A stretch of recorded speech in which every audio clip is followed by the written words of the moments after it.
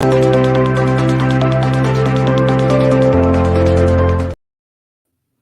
afternoon and welcome to the next episode of LevelUp Cyber Live. My name is Tony Bryan. I'm your host and the Executive Director of CyberUp. Very excited about today's discussion. Talking about pathways into cybersecurity. Lots of great, I think we'll have a lot of great advice for those that are tuning in today, but also incredibly excited and eager to dive into today's discussion with our guests. I'm echoing here because I clicked on this screen. But today's guest, Erica Wilson. So, Erica, thank you so much for joining us today. Thank you, Tony. I'm excited to be here and excited to explore this topic. So, so truth be told, Erica, an incredible board member, CyberUp, an incredible advocate for the St. Louis region, I think, as a whole. So really excited just to dive into this. But I know you pretty well, but for all of our listeners who don't, I'd love for you to take a second and introduce yourself to everybody. Sure. So, my name is Erica Wilson. I am a technology cyber leader. I've been in the space of cybersecurity for well over 20 years, a very, very long time. And I started out very young having a passion in math.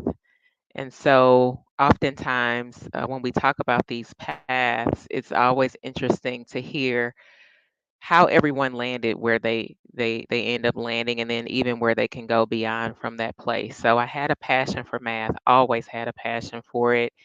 And growing up, I really had a desire and wanted to be a math teacher. I wanted to be a math teacher. And what happened was my last year of high school, I had a coding class, and it made me just kind of think of something that could be different. Like, wow, this is something that I like, I can do, it's related to math.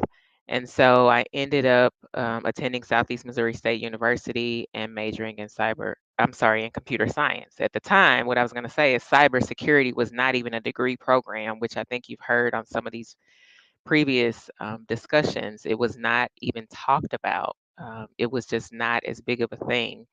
Back then, coming out of college, it was, Y2K and what's going to happen when the clock strikes midnight at, January 1st, year 2000. And it was all fine. And I did start my career as a web developer and was introduced to cybersecurity through a program at the company I was with at the time. It was a leadership management kind of training development program. And even at that time, it really wasn't phrased as cybersecurity. It was like the data protection team, made up of individuals who had worked at networking or some facet of technology. And I thought to myself, this seems like it's going to be around for a while. So I ended up shifting to cyber pretty much on the gut feeling that it was going to be around. I had done development and it was coming to me very easily, and I wasn't as challenged by it. So I shifted, and I've remained in it ever since. And so I've had the very fortunate opportunity of having so many different roles in this space, which is why I want to talk about paths and pathways in cyber, because I have had a really unique opportunity to have different roles all up to the CISO level. And so it's really a great industry, a great career opportunity. And that's just a little bit about me and how I landed here. I think it's safe to say you made the right decision in this, right? Obviously, the Absolutely. sector and industry has boomed over the last, and I joke even the past 7 years that we've been involved, and I've been here at CyberUp. It's moved so quickly, and things continue to change. So, for the first kind of point of discussion, right? And because we get contacted all the time, right? And even for our students or folks that are in different programs or degree programs, but there's always that kind of fear, right? Okay, I've done the things, right? I picked a skill path. I'm ready to break in and get started. And that first job is really, really hard. It's really hard for that first person to get in. And I think a lot of times it's difficult just because of this, like everybody gets so kind of honed in on specific job functions, but you and I both know there are a lot of different parameters within the space. So let's say I'm one of those students and I'm getting ready to graduate here coming up in the spring. What advice would you give me, or what pathways should I start looking at now in anticipation of my graduation? That's a great question. What I will say that I probably didn't even do for myself back then was make sure I have a network already in hand and developed. Oftentimes, most career positions, whether it's your first one or if you think about promotions, typically come through someone you know. And so, what I often tell people is if you know that you want to work in a specific industry, if you know you might want to work for a specific company, you should be doing all that you can to get to know that company, whether it's people within it or if it's just people that might have connections to where you think you want to be. At the end of the day, having your degree, your certificates, all of that is good, but typically having some insight is generally what helps people land. But even for someone who might be still expanding their network, I would tell them to make sure they've got a LinkedIn presence, make sure they're following cyber forums, groups that promote, job postings and things of that nature, and then honing in on what it is that you're really good at. Even within cyber, there's so many different ways to land, right? I have some success stories of people that, one that comes to mind, someone who was an elementary school teacher that shifted into cyber. And you probably scratch your head. It's like, how does that work? Well, in cyber, we have a need to educate and promote training and awareness. And so those same skill sets shift over into exactly what we do. And so I think you have to make sure you hone in on what you're really good at, where your passion is, so that you can equate that to a role that would help you be successful to start. That's really great advice. It's tough because there are so many functions. Let's say I don't necessarily know I know what I want to be when I grow up, right? Or I don't necessarily know what I think I like this thing, but I don't know what this thing is. What advice would you give for somebody to maybe start looking at the different, yeah, or have you seen any great tools or resources for somebody to really dive into all the different layers that a cybersecurity role would have or a job could provide? Yeah, there's a couple of options with that. One would be, first of all, start looking at job postings and seeing what the skill sets are, what the expectations are, and understanding how you're aligned or not to what those roles are. And again, if there's someone in a role that sounds interesting that you're just not familiar with, try to find someone that might be able to help explain it or break it down to you so that that can help you understand if it's something that might be of interest. So it again comes back to the people connection.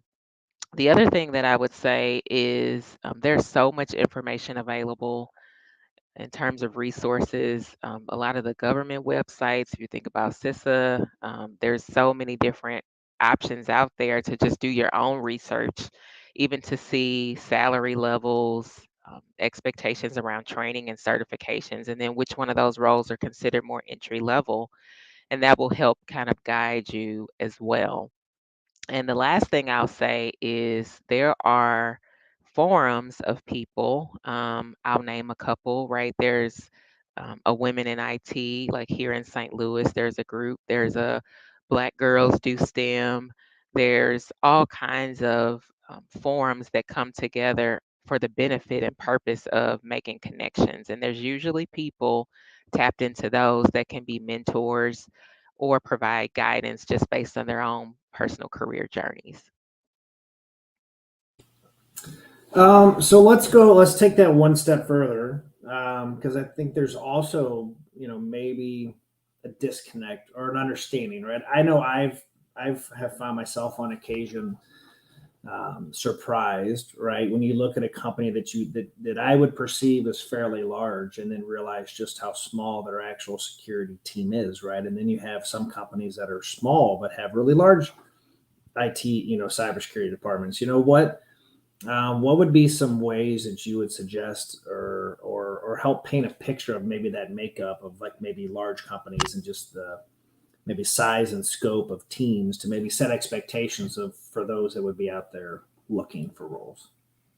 That's a really good question. So, when you think about a company that you might want to consider working for, I would always suggest, first of all, following them on LinkedIn, going to their website, learning about their leadership, their board of directors, if they post or publish anything around things that are top of mind, ESG reports, right? Things that are important to them as an organization. That's probably the number one thing to see if you might even fit in terms of morals, culture, expectations for joining an organization that you might have.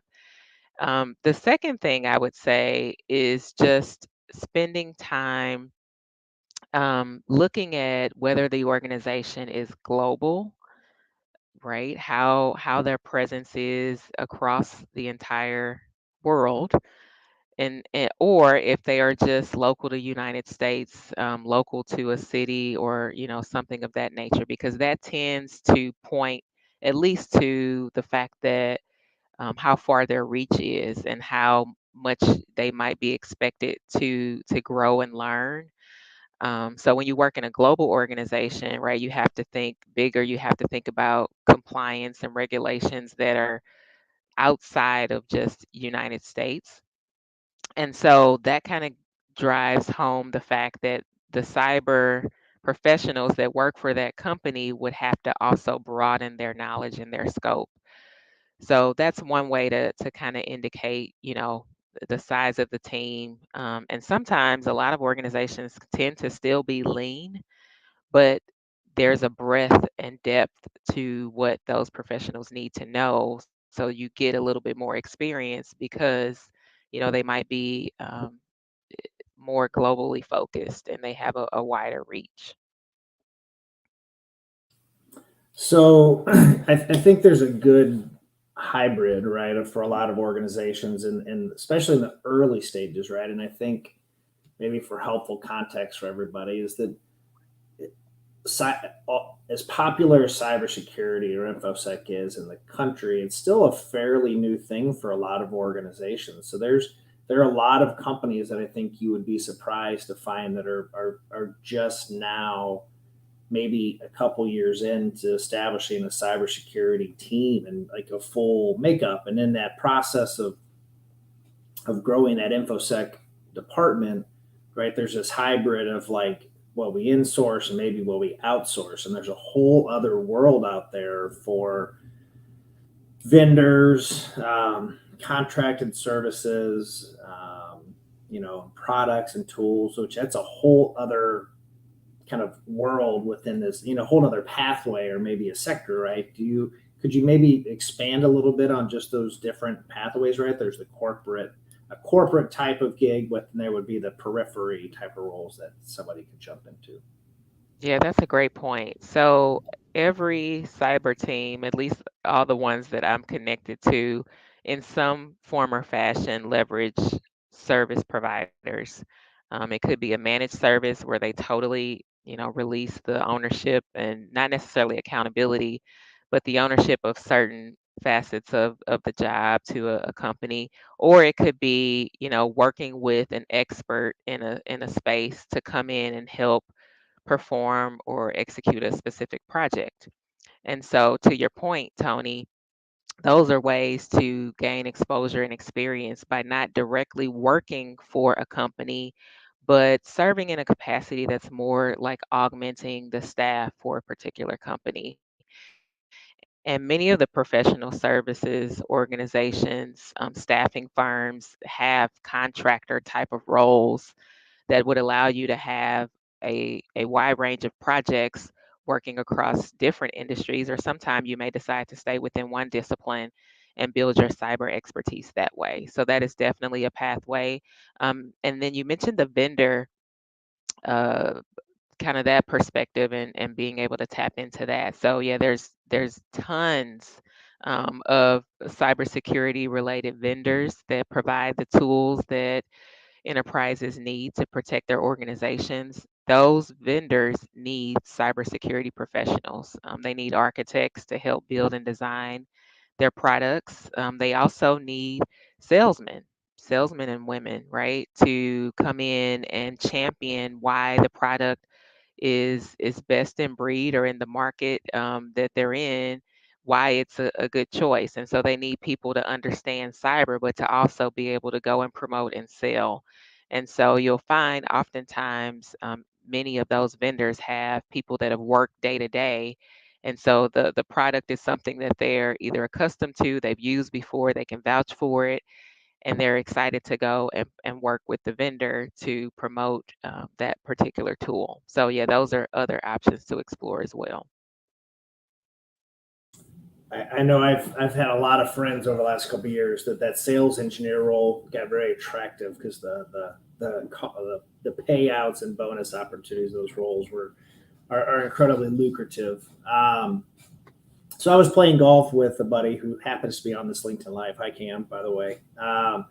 And so we were chit chatting about he's going to graduate, do a career transition, graduate with a degree in cybersecurity from Lindenwood here in the spring. And we were just kind of chit chatting back and forth around like what I would do, or like if I was him, and what type of paths would I go down to find that first role. And I know I continually get surprised around companies like auditing firms, right, that have traditionally done kind of financial audits and stuff, that have jumped into this technology audits. And um, and they work hand in hand with large organizations to really make sure they're doing GDPR compliance or NIST compliance, whatever things. Like, it's such a great segue to and an easy transferable skill that somebody could go through an audit in my mind, to jump into that. If you were to go back to the beginning, would you have changed anything, or would you? What do you think you would do in this journey now that you know what you know now? I don't know that I would have changed anything. My journey is very unique and it's an amazing one. I will say that, to your point, many people that start in that kind of big four consulting type of role always tend to land on their feet, right? They end up doing well. I think those companies out of the gate, like, you work really hard, long hours, like you do a lot up front. So you end up building a portfolio of projects probably a little bit faster than just taking a job. Not that it's always the case, but I think sometimes the pressures are there because you have to deliver for a client. I do think that sometimes you build just a portfolio of experience a little bit quicker. But I wouldn't change anything that I did in particular. But I do know a lot of people who went that path, and they all had options to do many things, whether it was moving into audit, moving into, kind of a leadership, entry level leadership role within cyber or technology. But that is definitely a good option to consider as well, starting with kind of a consulting big four type of firm. Well, the world of like MSPs and MSSPs, or maybe even like a VAR, value added resellers, like worldwide, those are other organizations that provide different kind of skill sets, right, within this. I think for everybody that maybe isn't familiar with what an MSP or MSSP or those, do you mind like kind of diving in and maybe describe how you've worked with them in the past, and how it is a correlation into a security kind of centric role? Sure. So MSP, managed service provider or managed security service provider, are again organizations that provide opportunities to partner, and basically you have clients that you support. I will say that in those particular roles, you build a strong partnership when it's successful with the company. So you get to know the team very well because, again, you're an extension of the team. For example, in the event of, I'll just throw out the term incident response. A lot of organizations have partners that they work with. So then when it's time to work through something, right, they call them up to come in and help facilitate, whether it's doing the initial phase and trying to research and understand what may have happened to giving guidance around how to respond. So that's just one example. But managed service providers are here to stay, because trying to staff up for the demand oftentimes is very difficult, and so you always kind of need an extension of team.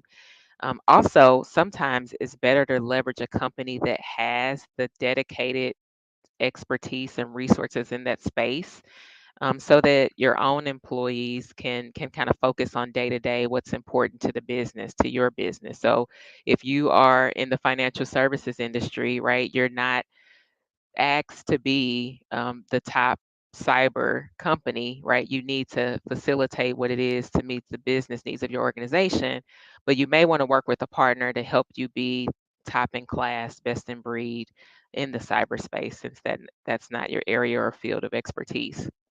So it's a very good option. And they're going to be around always for the life I think for infinity, because they're very much needed.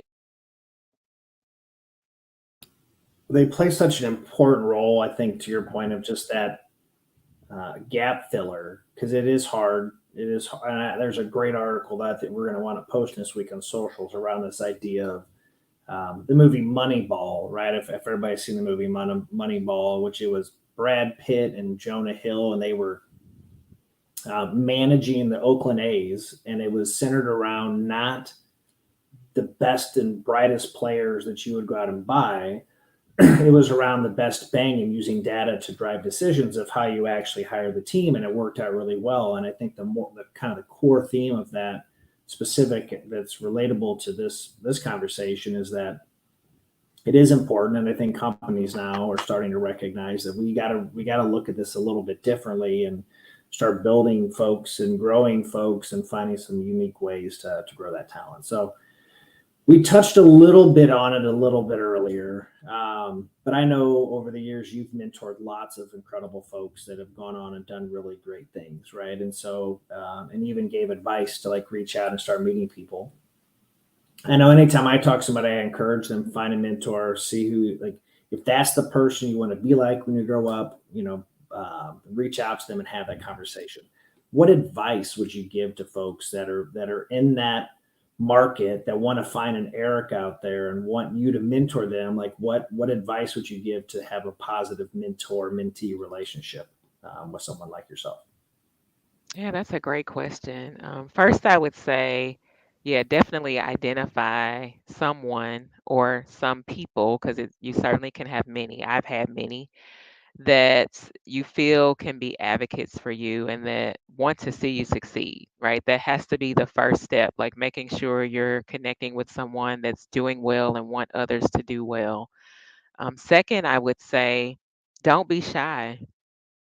Reach out. I mean, yes, people are busy, and yes, people have commitments in other ways, but in most cases, when you reach out to someone to ask them for their advice, or the fact that you admire their work and you just want to get to know them a little bit better, just start with a conversation.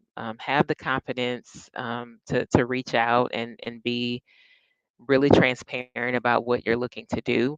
And then remember that mentorships are two-way relationships. The ones that have been successful, in my opinion, are the ones where people follow through, they follow up, and you look forward to hearing from them, from the mentee, and vice versa, because there's a connection and it doesn't feel transactional, like you're just trying to check a box off the list to say you met someone, you talked to someone. And then to develop the cadence of what makes sense, right? There's some people that I only talk to a couple times a year. Some of, and that's for my mentors, but on the flip side, some of the people that I mentor, I may meet with them quarterly, right? Depending on their needs. But make sure that you're investing the same amount of time and attention into the relationship that you want to receive, because that is what helps it become successful, and make it long standing, as well. So, yeah, don't be shy, because there's no one in leadership, there's no one that has done great in their career that hasn't had a mentor. And so it's definitely part of the equation to growing your career. That was great advice. I like kind of that was fantastic. The idea of just the importance of and value placed in that person's time and coming prepared and ready to have that discussion, because individuals like yourself who are in CISO roles, you have a lot going on any given day. We've all seen the statistics around burnout, and it's a stressful job. So having some intentionality with that time, or coming at the relationship from a perspective of like, what, Erica's having a really maybe having a rough week. What is a ray of sunshine I could bring into this conversation and make it fun and engaging. So I think having that mindset is really, really important. There are a couple great resources online that were, one was put out in the chat, and then there was another one that I wanted to recommend. So cyberseek.org, great website. Outside of just the heat map that shows the jobs, but there is a really nice breakdown of career paths and periphery things. And I always encourage people, don't sleep on the periphery jobs or the starter jobs, right? Like, now that'll be my next question, but don't sleep on those type of roles, because they all play an important part to get you to the end game, which is into a security centric role. And there's another one, they don't pay me to say this, but CyberSN. They've made a really great breakdown of 45-ish type of roles that are all kind of throughout the InfoSec community and pathways that somebody can take, and you're like, holy cow, I didn't realize there were 45 things in here. But it just shows a glimpse of the depth and breadth of everything the security person is expected to know. If you're a large organization, you might have one small function of 45. If you're with a small organization, you might have 20 functions out of 45 that you're worried about. So it can vary quite a bit. Yeah, those are good ones. I really like CyberSeek because it gives you not only the view of job openings, but it breaks down the different roles. I think that's a great resource to offer up. I do like that site quite a bit. The pay scales in there, I think, are a little misguided to some extent based off of what I've seen. I feel like they're looking East Coast, West Coast for those benchmarks, but other than that, I think it's pretty spot on for that. I always like to foot stomp this, but what's your hot take on just the important role that help desks or kind of SOC type of roles play of getting in, getting a foot into the space and really breaking in? I'd love to hear your thoughts on that. Oh man, help desk and SOC, critical functions, and we couldn't survive without them. I know quite a few people that got their start at the help desk and transitioned into cyber. And if you think about it, first with the help desk, I mean, you touch so many different things, whether it's the technologies that need to be supported, providing access. You kind of have a view into all things tech and cyber in some form or fashion. So you may know a little, but it's about a lot of different things. So that's definitely an entryway, kind of a first step into technology. And then in terms of the SOC, same thing. It's a function that has visibility into problems, incidents, issues, logs, all the data that's needed to identify where a problem occurred. So a SOC, working in a SOC, like you get that experience of navigating through difficult problems, scenarios. A SOC, by the way, is Security Operations Center for our non-security folks that might be watching, but it's basically a 24/7 function where you maybe work one particular first, second, third shift type of role, but we need those because you have to always have eyes and ears watching and available to see what types of threats are might be prevalent or might be attacking a particular company. So very too critical, although they might seem fundamental, but very, very important roles to transition into cyber. I would definitely say those are two good ones. All right. So last question that everybody gets: what is one piece of advice that you would share with somebody looking to break in and figure out what pathway they want to choose? I would say, don't second guess yourself as much. I mean, many of us, when you want to try something, we take a step back and say, "Oh, I don't know," or maybe I don't have everything and I don't fit every bullet that's on the job description, and that's okay. But you have to start somewhere. So just have the confidence and courage to ask questions, to go back and do your own research and set yourself up for success, right? That's part of you showing up, knowing that you're willing and ready to take on problems because everything that we do in cyber is about fixing things. It's really a problem solving industry, whether it's new technology that's coming out, new options, right? Chat GPT is the one that's top of mind for everyone now, right? New things are coming out. They need to be protected, they need to be governed. There'll probably be compliance and regulations that follow. And so just know that no one knows everything, right? You have to spend time learning and understanding and building relationships. And so I would just say have the confidence to speak up and step out and give it a try. Great advice. That imposter syndrome is very real. And Yes. we see it time and time again for somebody who's at the tail end and just working with their skill path. So, one, thank you so much for your time today.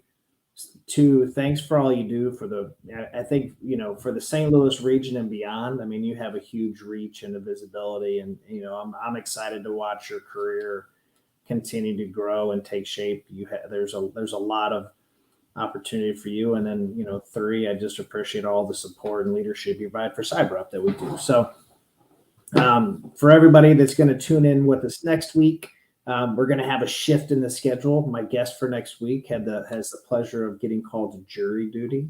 So we're gonna push that one back a couple weeks until the jury duty does settle. So you may just get me on next week, or I'm working on one other special guest that might be able to tune in with us. But um, very excited. I'm definitely trying not to choke. Definitely interested in this Moneyball.